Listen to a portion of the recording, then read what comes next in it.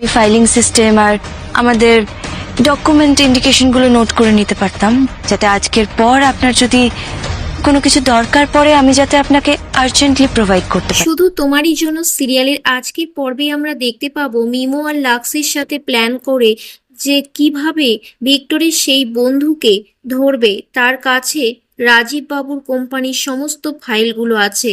তারা প্ল্যান করে ছদ্মবেশ নিয়ে সেই অপরিচিত লোকটির সামনে যাবে। রাহি নিজেকে বদলে নেয়, তারপর সেখানে গিয়ে বলে, হাই, আমি রিয়া সেন।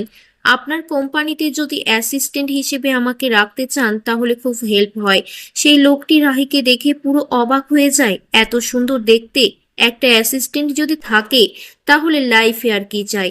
ভিক্টরের বন্ধু রাহির থেকে চোখ সরাতেই পারে না, এক পলকে রাহির দিকে তাকিয়ে থাকে। এই মেয়েটাকে হাতছাড়া করা যাবে না। লাইফে তো এমনই একটা মেয়ে চেয়েছিলাম। লাক্স ভাবে বৌদিদি যা অভিনয় করছে একদম ফাটিয়ে দিচ্ছে, ধরা না পড়লেই হলো।